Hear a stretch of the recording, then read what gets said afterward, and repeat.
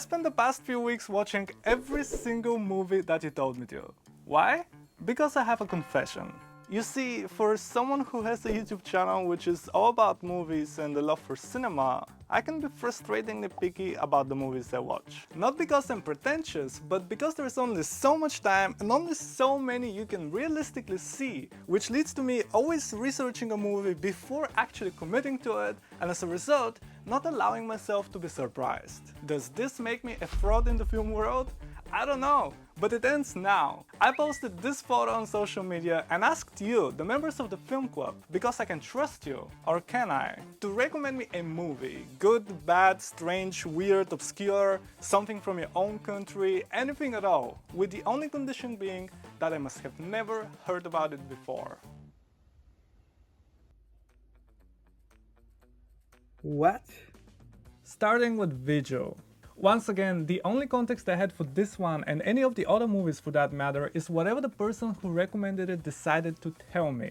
And in this case, they say it has dark fantasy visuals and it showcases our landscape in a sort of monstrous way, instead of how The Lord of the Rings did, which makes me believe that it takes place in New Zealand.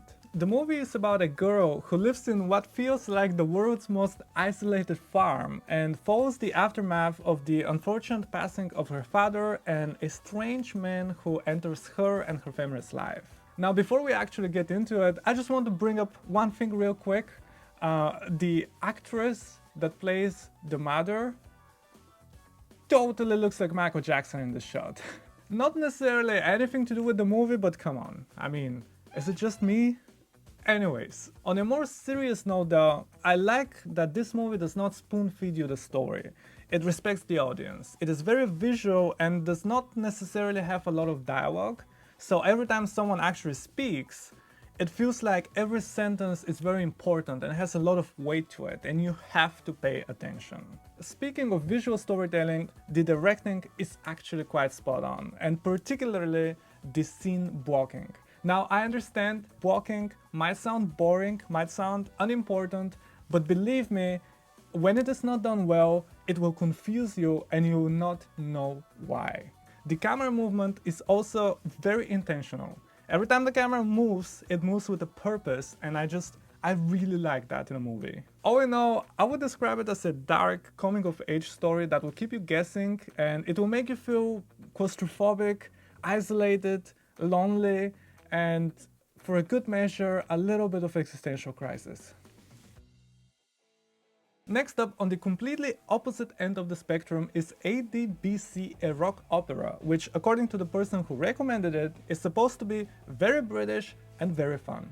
This one I actually saw in an airplane when I was traveling, and I might have been a little bit obnoxious because I was constantly bumping my head, and in my defense, it is basically 30 minutes back-to-back of catchy songs. It is a theater play that was filmed for TV, a musical parody that tells a story surrounding the birth of Christ.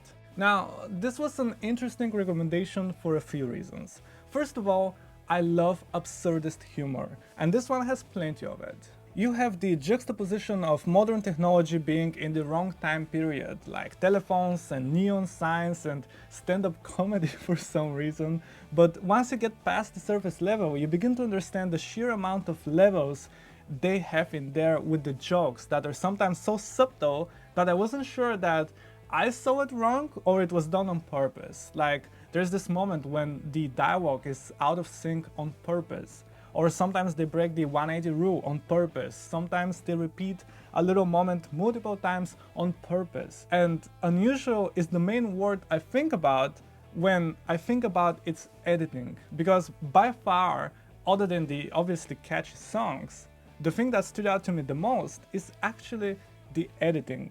This feels absolutely like a project that had a complete creative freedom, and it comes across especially in the editing. And on a side note, Matt Berry gave me major Jack Black vibes with the way he carries himself, so I guess at this point we'll be stuck finding a lookalike in every single movie from now on. Let's see how it goes.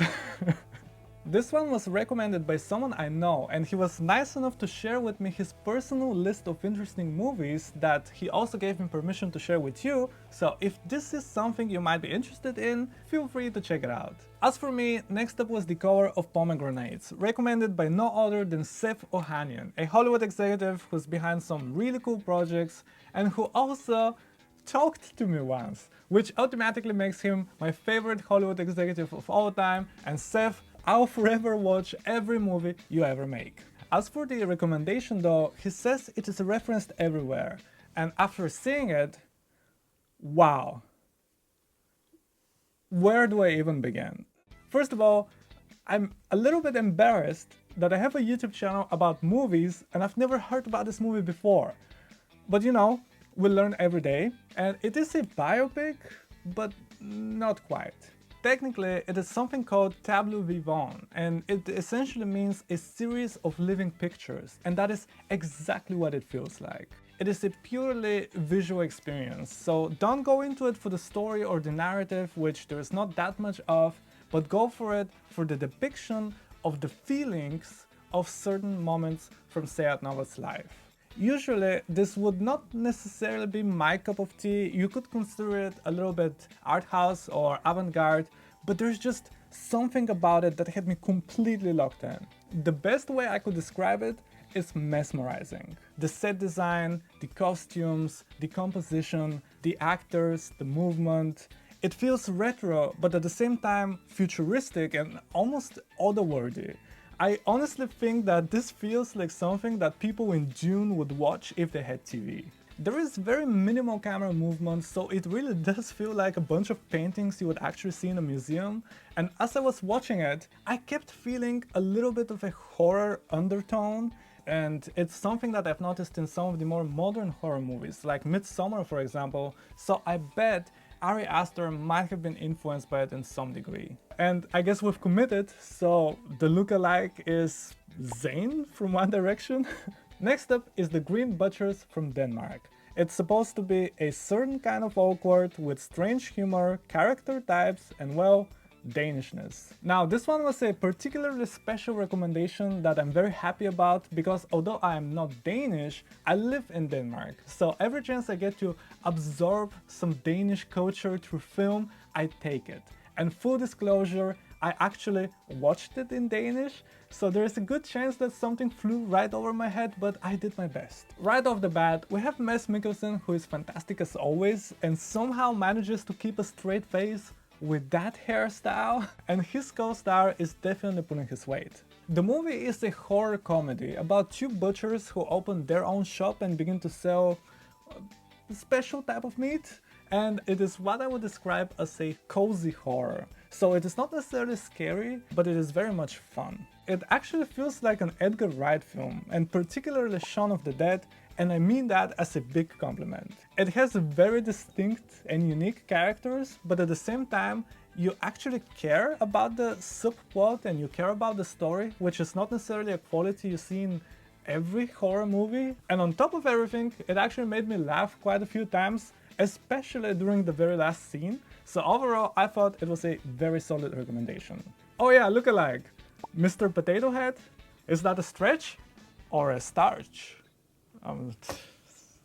Next up, Mars One, recommended as a beautiful movie that shows a different side of Brazil away from the beaches and favelas of Rio de Janeiro. It is the first modern day film we've had so far, and it is about a family who deals with a series of changes in their personal lives. It is very grounded, very real, and it is actually nice for a change to see a movie which does not have some crazy over-the-top stakes, but it is about real people dealing with real things. Something that stood out to me is that it takes its time, it doesn't rush.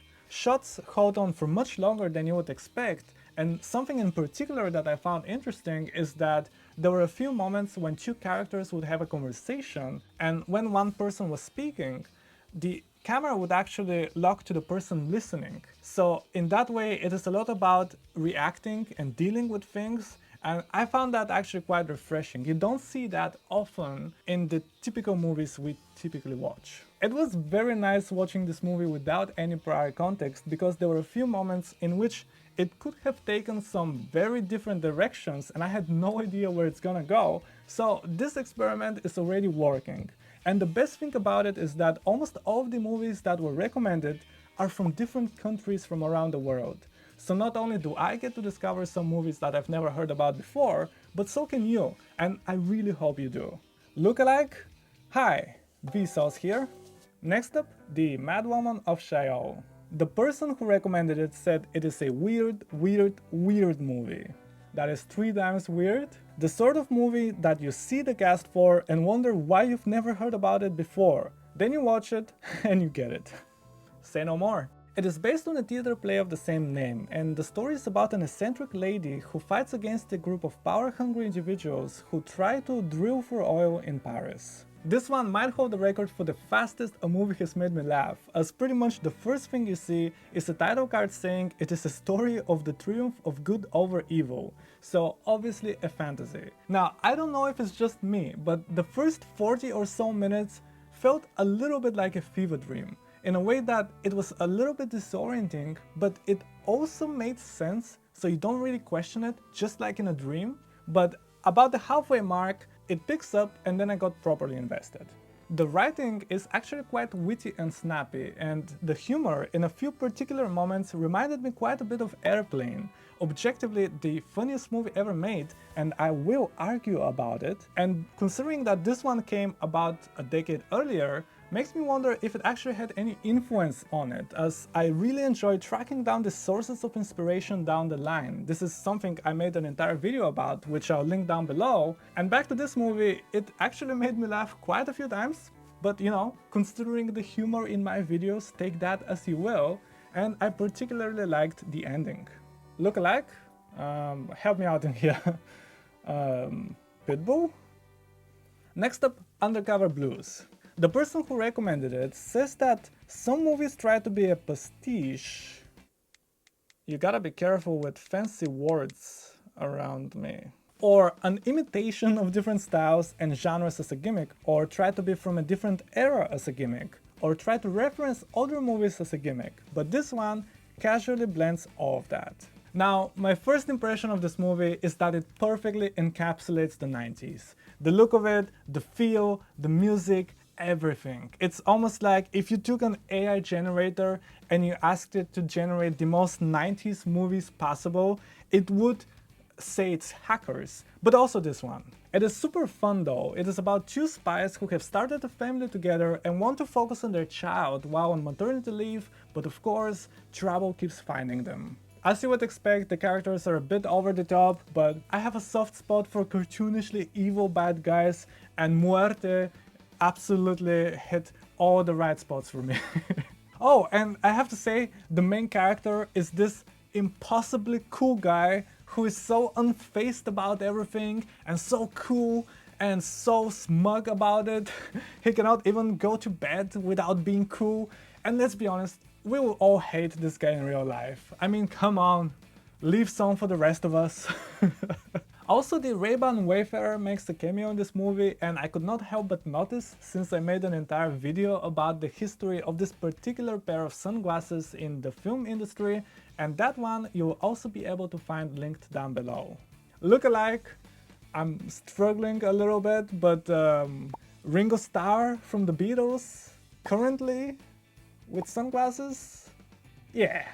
Next up, Girl with Hyacinths. And just in case you're like me and had no idea what hyacinths is, it's a type of plant. A very beautiful one.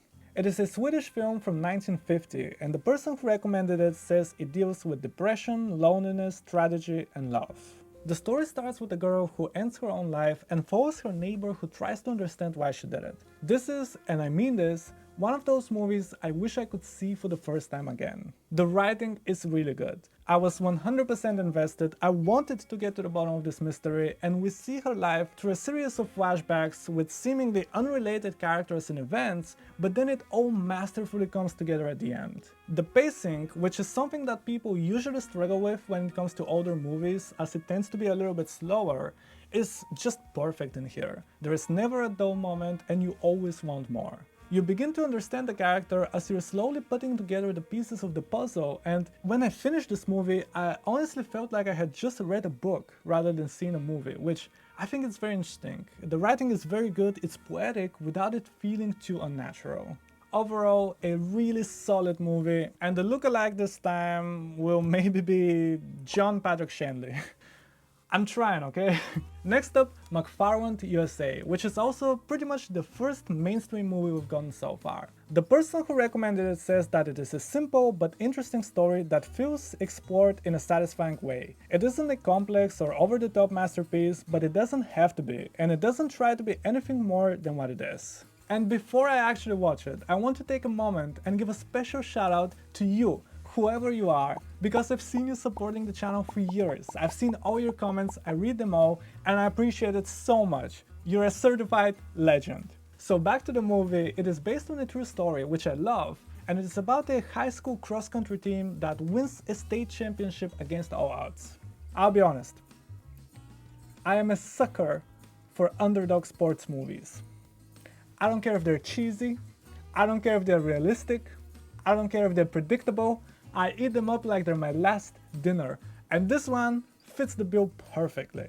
I really like the surroundings, the characters are very likable, this guy is the real MVP in my book, and it really conveys a great sense of community. That's probably one of my biggest takeaways of it. It was about community. There's actually one very interesting moment in this when the kids get a win, and you would expect everyone to go crazy and celebrate and have a big moment, but actually it does the quite opposite. It is a very quiet moment of reflection, and that made it super powerful for me. Lookalike, a young Brian Kerwin? Next up, Pater Panchali. It sounds like a classic movie that everyone knows, so once again I am catching up, but it also makes me happy that you, the people who watch those videos, can teach me just as much about cinema. The movie is from India, from 1955, and it is about a family who struggles with poverty. Again, yet another one that I cannot believe I haven't heard about until now, but I could immediately see why is it so important and why is it considered a turning point in Indian cinema.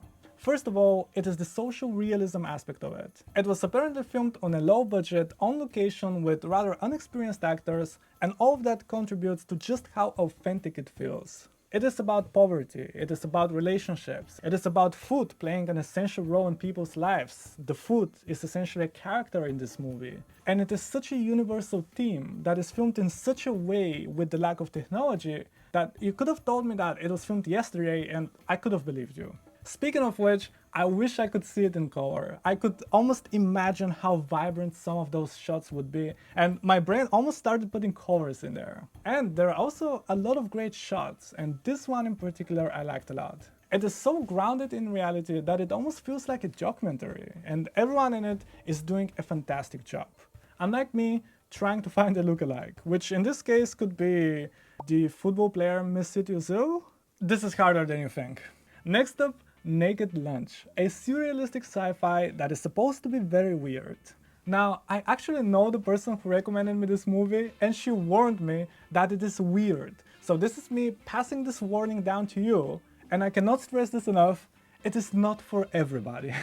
Let's start with the story. It's about an exterminator who becomes involved in a secret government plot being orchestrated by giant bugs, and there are also typewriters who morph into strange talking creatures. Yeah, that about does it. It is important to underline that this is a surrealistic movie, so by definition, it will take you to some interesting directions. And at the end of the day, I kind of rate it, because I can take anything from a movie. I can take it being weird, strange, obscure, anything at all. The one thing that I cannot take is a movie being boring. And this movie is anything but boring. It keeps you guessing, it has some pretty solid cinematography, it is actually a fairly high budget all things considered, and it also has some good old school practical special effects. Also, fair warning, it could be gross depending on what you consider gross. Fair warning. But seriously, this is one of the cool things about this video, is the fact that I probably would have not seen this movie unless I was making this video. And at the same time, it is creative and there is definitely room for movies like that in cinema. Lookalike, Oppenheimer. Next up, Udaan. Recommended because it is close to the heart of the person who suggested it, and they could relate to the protagonist, albeit not in every way. This is the second movie we have from India, and the story is about a teenager who gets expelled from boarding school and returns home to his abusive father. And you know what? I absolutely loved it. Seriously, this movie is so good. I have this note in my phone called Toni's List of Great Movies, which I've had for years, and every time I see a movie which I really think is great, which doesn't happen that often, I add it into this note. And this movie made it into the note.